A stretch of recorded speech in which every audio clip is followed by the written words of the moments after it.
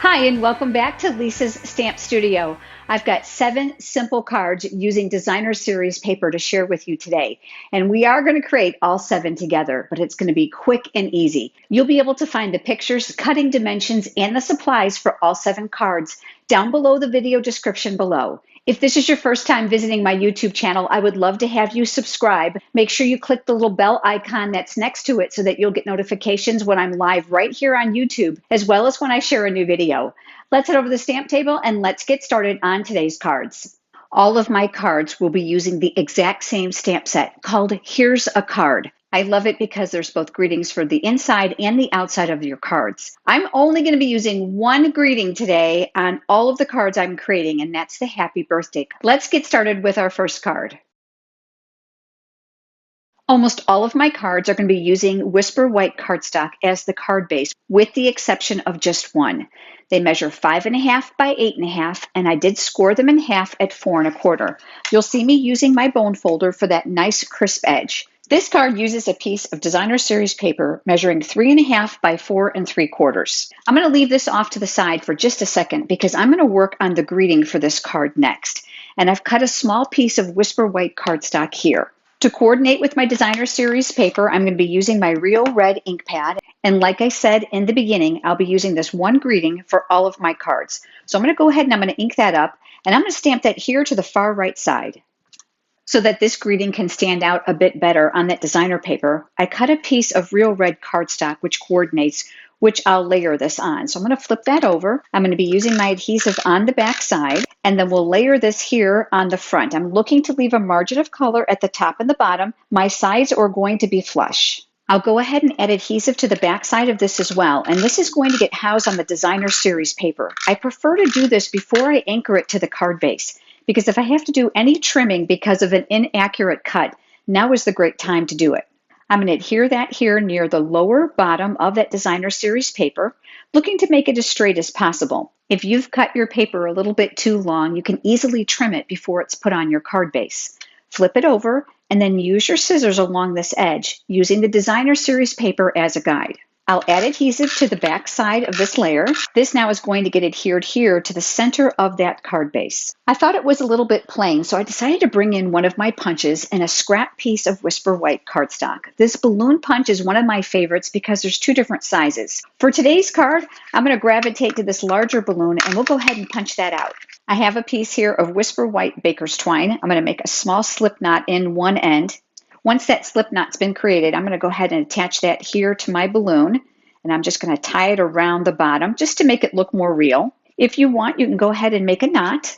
I'll be using my dimensionals to help adhere this to that designer paper, and I love to use my Take Your Pick tool with the paper piercing tool attachment to help me remove those paper backings. Not only does it make it a lot easier to lift them off, but it certainly keeps them wrangled. And then what I'm going to do now is I'm going to attach this balloon here to my card base. I'll come in with my scissors and trim up my baker's twine. And I chose to leave it free and flowing on my card. Our second card base is also Whisper White. It's cut and scored at the exact same dimensions as the previous card. I'm going to be working on this card in the horizontal fashion. And for this card, I'm going to start by stamping my greeting first to make sure that I can attach my designer series papers with ease. I'll be using my Memento Black ink pad and that same greeting, Happy Birthday, and I'll stamp that here in the lower right corner. I'm going to be using scrap pieces of designer series paper. Each of these measures 1.25 by 3 inches long, and I'd like to work from the bottom up to make sure that I have ample space for this design. The silicone craft sheet is a wonderful tool when you're stamping and paper crafting because adhesive, liquid glue, and hot glue will not stick to it, so anything that falls outside of this small area will simply rub right off. Starting here on the bottom left side, I'm going to go ahead and just do my very best and place this designer series paper strip here. I've cut another color of designer series paper that's going to be a gradual color difference as we gravitate towards the top. And just like we've done before, I'm going to go ahead and flip that over and I'll add adhesive to the back side. We'll take this piece and we are going to align it here, leaving a small gap between that bottom layer and this one. My next piece is Pool Party, and we'll do the exact same thing. I'm going to repeat this process using a graduation of colors until we reach near the top.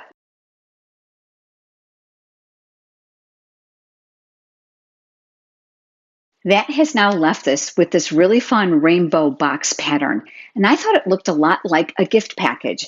So I'm going to be using my journaling marker. This is black.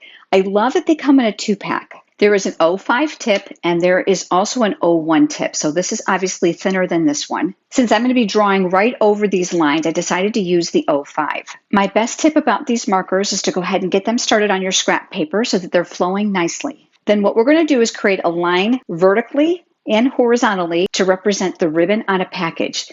I don't know about you, but I've never put it on a package straight. So if yours are not even like mine, don't worry. If you feel more comfortable, you can certainly use a ruler. So I've got my ruler here. I do prefer to use it upside down so I have a really nice straight edge. And I'm just going to do this visually. And like I said, if it's not perfect, it's okay. I'll start here at the top and I'll work slowly just to drag that line over those bumps of designer series papers. Once that's completed, you can go ahead and turn it horizontally, and I'm looking visually for the center, and I do want my line to fall on the designer series paper so that it will be prominent. So if you want to make it higher or lower, that's fine. I'm going to work right here just above the top edge of that yellow, and I am going to turn my paper to make it easier for my hand. And then once again, we'll come right across here. This is nice and even because the strip is placed horizontally. Now that that's finished, we're going to create a handmade bow using this pen. So I'm going to create one big loop here, one big loop here, and then some really fun loops here on my card. Once again, we have the same Whisper White card base. I've cut 2 pieces of designer series paper. These are both in the green family, but keep in mind you can make this whatever you'd like. I've measured these and I've cut a layer that they're going to be housed on. This is So Saffron cardstock. So I'm going to flip this over, and I decided to use this side as my back side. The one thing I love about designer series paper with Stampin' Up! Is the vast majority of the time it is double-sided. So you're going to have lots of patterned opportunities. I prefer to turn my cardstock horizontally because I can't do too many things straight. So I'm going to leave just a small margin along the sides and along the top. Now I'm not going to press it really, really hard, just in case I have to come back and kind of manipulate this. This pattern is going to be up this time because I want them to be slightly different. And then I'll add adhesive to this side as well. Just like I've done before, I'm going to come right along this side and I'm going to butt them up to each other.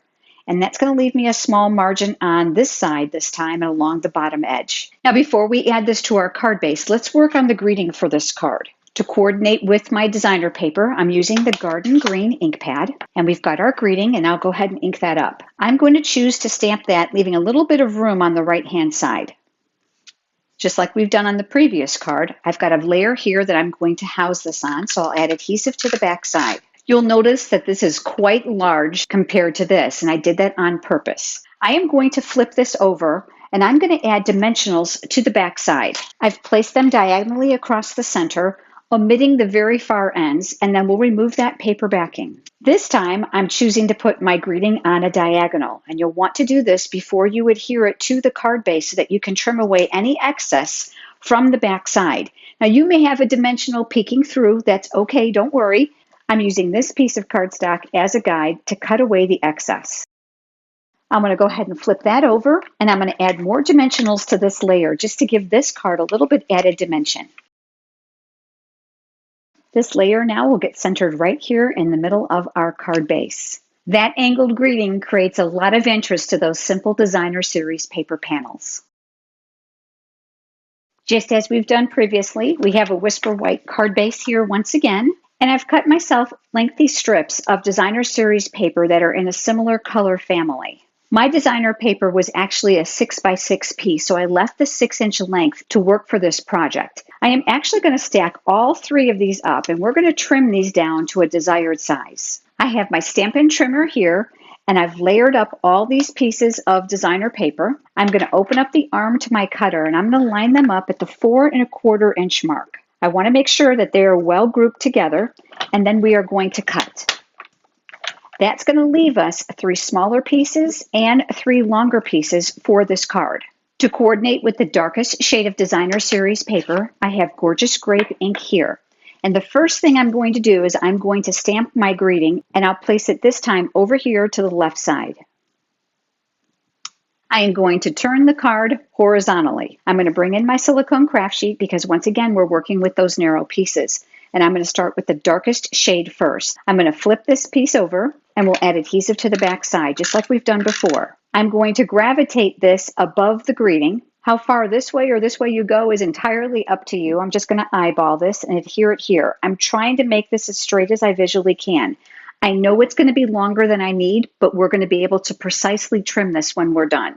I'm going to take a slightly lighter shade of that same color, and we'll add adhesive to the back side of this too. And again, I'm going to leave a small margin of cardstock peeking between these, and then I'll adhere this as well. Finally, I have the lightest shade, looking to keep approximately same distance between these pieces.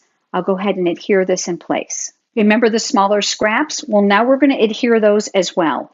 You're going to need to compensate if any part of your greeting is slightly longer than the rest of your greeting, just like mine is here. So when we get to this side, we're going to have to make a little bit of an adjustment. So if it's easier for you, you may want to start on this side, which is what I'm going to do. So I'm going to take my smaller piece that we've cut away, and we're going to add adhesive to the back side. Once again, this piece is going to be longer than I need. If it's easier for you, grab your ruler once again, and this is going to allow you to make sure that you've got it even. And then once I'm happy with the placement, I'll go ahead and just tack that down. We'll move over now to the other color and do the exact same thing. If you feel more comfortable using your ruler, you can certainly do so, or you can just eyeball this piece. Finally, our darkest shade. And the exact same thing holds true with this one. Just do your best to line it up. And again, if you feel more comfortable, go ahead and use your ruler. Now I'm going to open up my card, and from the inside, I'm going to use this card layer to cut away the excess. I decided to add a little bit of bling alongside of my greeting. So I'm using the Noble Peacock Rhinestones. This purple color is absolutely beautiful. They come in a variation of sizes, so you can choose your favorite. There are already glue dots on the back, which makes them really easy to use. I'll attach one here, and then I'll turn this and I'll attach another one here. The vertical pattern of this designer series paper is very eye-pleasing. Rather than working on the card base first, we're going to start with the layer on this one. I'm using Pretty Peacock ink for this greeting. I'm stamping this on an angle right here on that cardstock layer. I'm going to add the designer series paper now on an angle. So I'm going to have a smaller piece here, and I prefer to work from the inside out. You're going to want to make sure that the designer series paper scraps that you're using are longer than the layer you're going to be adhering them to. So I've got my silicone craft sheet once again. I'm going to add this to what will be my wrong side. We're going to adhere this here on an angle, and then we'll press that in place. I've added adhesive to another piece. This is slightly wider, and that's going to go right against here. Again, you want to make sure that these are longer than what you're going to need. Working on this side now, I've got another color. This now will go underneath the greeting as well. I'm looking to make sure we have about the same amount of white space here as we do here, and we'll tack that down. One more color, slightly wider than the one we just previously added, and this now is going to go underneath this panel. I'm going to flip it upside down, and I'm going to rub from the back, especially along those edges, because just like we've done before, we are going to use this cardstock as a guide to cut away what we don't need. This piece is now ready to go. We're going to flip that over, and we're going to add adhesive here, and we're going to add it to a coordinating color layer. This cardstock is the same color as the ink we just used. It's Pretty Peacock.